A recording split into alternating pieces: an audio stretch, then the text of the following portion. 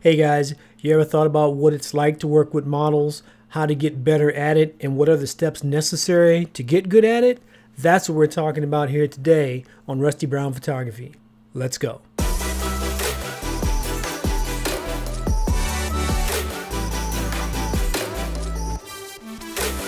Hi guys, welcome back to the channel. I am Rusty with Rusty Brown Photography, and today we're going to be talking all things models, what it takes to work with models, what has my experience been working with models, and hopefully I can give you some tips to help you along the way as you start your journey towards working with models. So let's just dive right in. The first critical element to successfully working with models is knowing your gear, specifically knowing your camera. I'm not talking about just knowing how to switch from one mode to another. I mean, you must be intimately familiar with how your camera operates. You must know it inside and out. At a minimum, how to adjust your f-stop, your shutter speed, and your ISO on the fly without looking. How to adjust from, or change, I should say, from manual to autofocus. How to use auto iFocus if your camera has that feature. In essence, the camera has to be an extension of you. You can't get to the point where you're working with models and you don't understand how this instrument really performs. And I say instrument because if you think of a pianist, someone who plays a piano, when they're doing their thing, you don't see them looking down at the keyboard and plucking away. When you see someone playing a saxophone, as they're playing, you don't see them looking at the side to see which note or which button to hit to strike a particular note. Same thing with a trumpet player. When you see someone playing an instrument like that, it's an extension of who they are. For what we do, you and I, your camera has to be an extension of what you do. The better you know it, the better your chances of success when working with models. So number one, really understand your camera inside and out. The second thing I would say is to find a local community college that offers photography classes. I get it. You don't want to go back to school. We've all been there, right? But any local community college that has a photography program is a great place to start. You are going to have to pay for that first class. Maybe. If you're a senior citizen like me, you can take these classes as audit and you don't have to pay a thing. But if you want to start in the right place, this is that place, and I'm going to tell you why. First and foremost, it's going to help you with elements of photography that have nothing to do with working with models. But like we already talked about, it's going to help you understand your camera. It's going to force you to take all kinds of images and some that you're uncomfortable with because it's going to require you to really get familiar with your camera and your camera settings. Otherwise, the pictures are going to look like crap. Another advantage to taking a class, and I'm talking about an entry-level class, right? Photography 101 at your local community college, is the facilities. These places are going to have studios, which are going to help you. These places are going to have instructors and professors that are photographers, that are pros at what they do, helping you. They're going to teach you how to navigate your way around a studio, around lighting, settings, and at some point, framing models, framing subjects. So if you were to take a full 16-week course in photography, I guarantee you that will not be the only one that you take, because you're going to also be surrounded by like-minded people. You're going to form some new relationships, and it's just going to be the kickstart to your continuing journey in photography. Doesn't mean you go get a degree in photography. I'm not saying that's necessary or even needed, but I'm saying if you start there, that's going to be a great way to level up your strategy towards working with models if that's something that you want to do. Another suggestion would be to start photographing friends of friends. You notice how I said friends of friends and not just friends. If you want to get comfortable and you're just photographing friends, which are people you know, it's not the same. Because you already have a relationship with those folks. There's already some kind of core understanding, and you're going to be a little more relaxed, perhaps too relaxed for what you need to be when you're working with a professional model. If you photograph a friend of a friend, now you have that mutual bridge between you and the person that you're photographing. but it's someone that you haven't spent a lot of time with, or maybe you don't know them at all. So once I started going back to school years ago for photography, and my professor suggested find a friend of a friend, I put the word out to people that I knew, and I got extremely fortunate to find a friend of a friend to help me along this journey. Specifically, my wife recommended a friend and coworker of hers, her name is Shy, who might be willing to help me as I started practicing my photography. I had never met Shy before, but immediately began communicating with her once I understood that she was a willing volunteer to help me with my journey, or help me begin this journey, I should say. 100% the first time that I actually met Shy was when I showed up to photograph her based on my first ever friend of a friend assignment.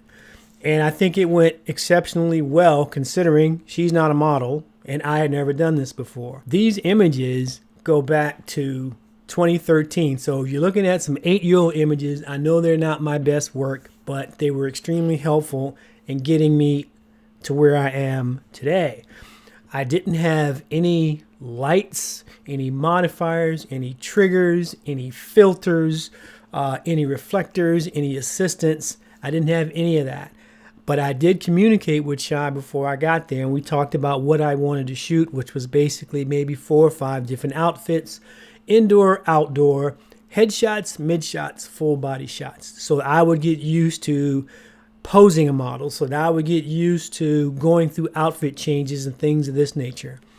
I couldn't have had a better, more willing participant than Shy. And to this day, I'm still grateful for that session that we had way back in 2013. The next thing I would recommend is joining a meetup group. If you go to I think it's called meetme.com, I believe. I'll put a link in the description. There are Meet Me groups for everything.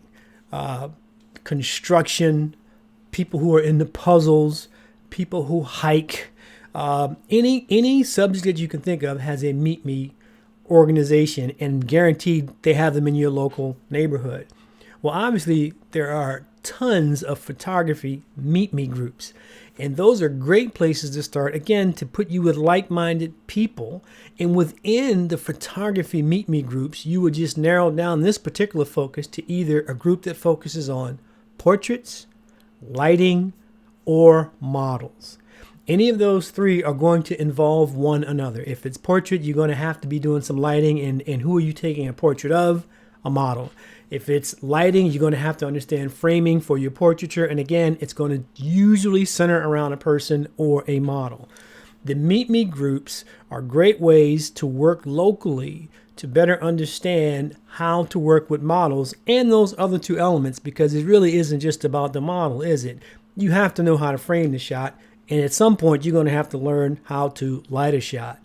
So look up in your local area, I should say, Meet Me groups for photographers that deal with models, lighting, and portraits. Great way to start.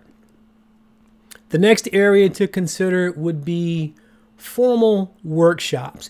Usually in a workshop is a continuation of the thought of Meet Me. It's just usually bigger, a little more organized, and may involve a professional, like Matt Granger, for example. He's one of my mentors, and I've been following Matt for about 5 or 6 years now. He would travel the country pre-COVID and do these workshops everywhere, and they were really, really instrumental because they were usually always at a studio. He always brought in multiple models, and you had the benefit of him and someone from his staff looking over your shoulder and helping you with all things photography, but specifically framing, lighting, portraiture, and how to work with that model, how to pose that model, how to communicate with that model, how to get the concept of what you have in your head across into the shot.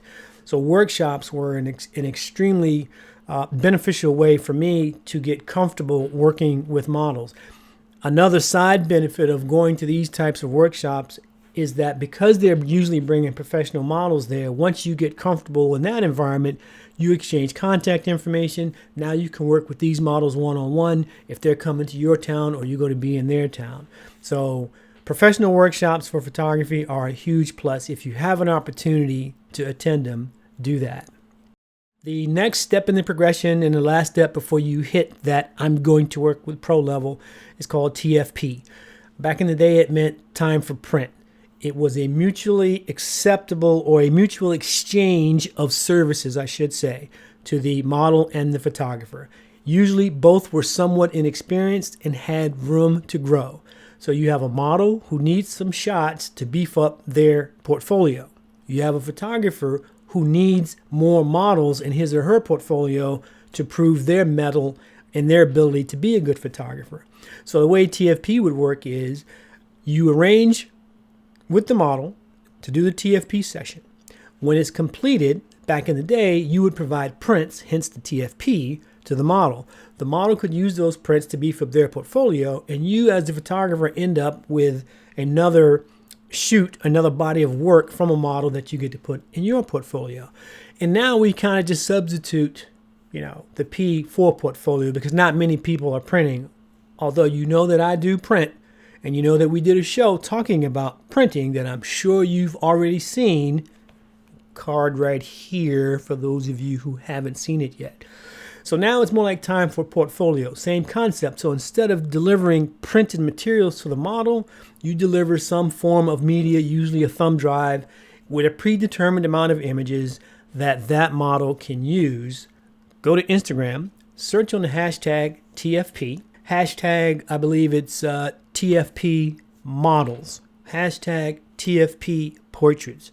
Hashtag TFP photographers.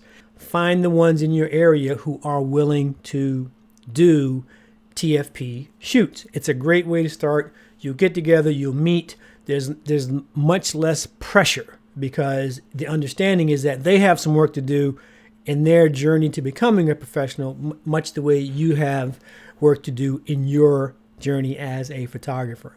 Another thing I would recommend is joining a studio.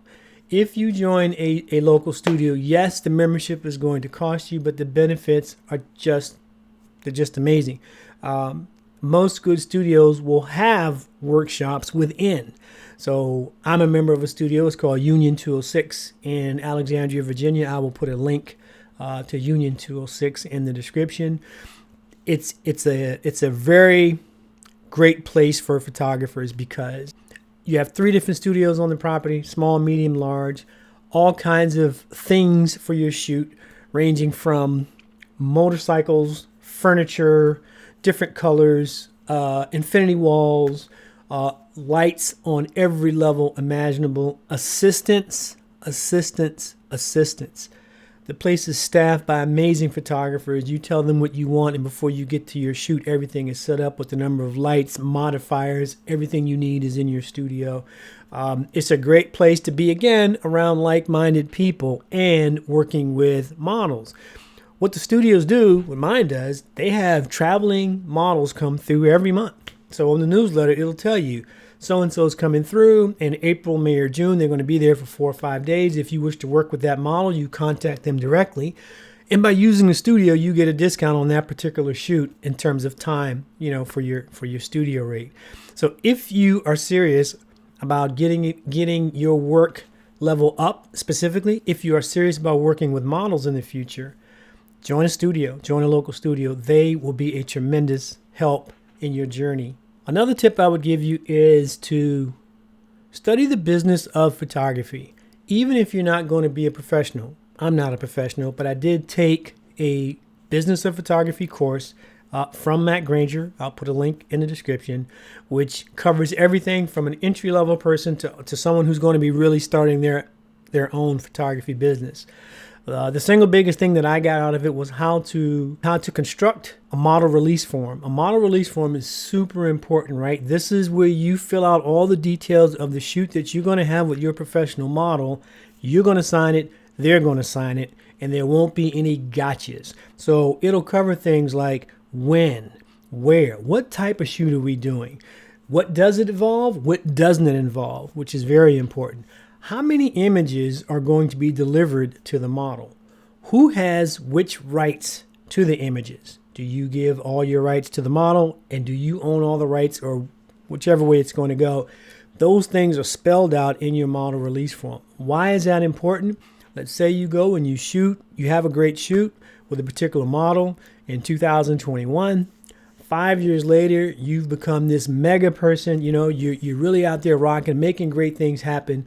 An image that you took from 2021 of that model gets put on every magazine cover in the world. You're looking good until you get a lawsuit from that model saying, hey, I have the intellectual property rights to that image. That's me that photographer took a picture of in 2021. If you don't have a model release form with that model's signature indicating that you own the rights to all those images from the session, you're going to find yourself in a long, drawn-out court battle, and you're probably going to lose money. Now, granted, not many of us end up with that story, but do yourself a favor. Get familiar with the business of photography so that you don't have those challenges. It helps the model out, and it shows the model that you are about your business. But most importantly, as a photographer, it helps you out as well. Let's talk a little bit about what to do before and on the day of photography with a professional model. Preparation. So what I mean by that is know the environment if you can. So if you're part of a studio and you're shooting in that studio, you already know the environment. You know which of the 3 studios you're working in. You've already told the studio what type of shoot you're doing, how many lights you need, etc. You're okay there.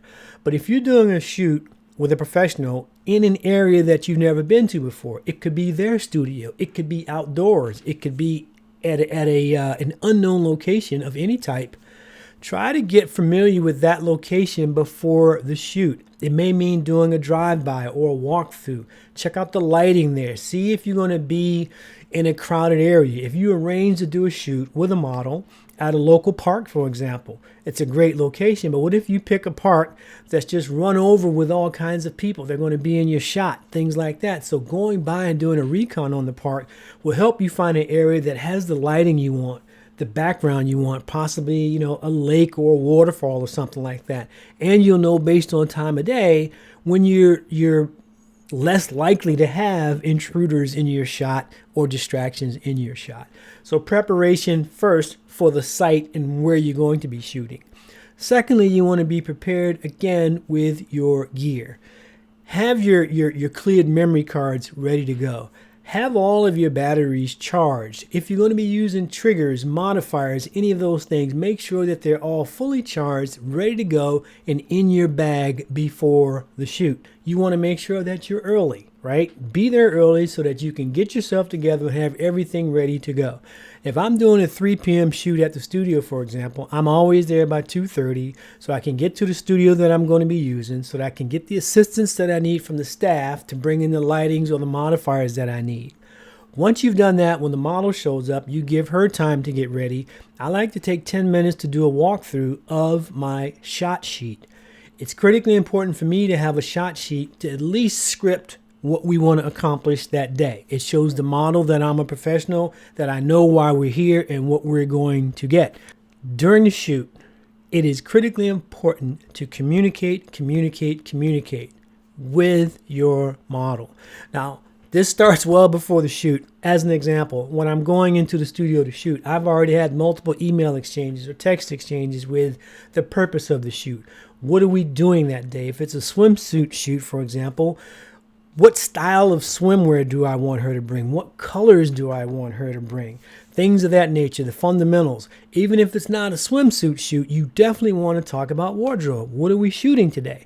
Give the model as much information as possible before you get there, and it's going to help ensure that she brings the right things to the shoot.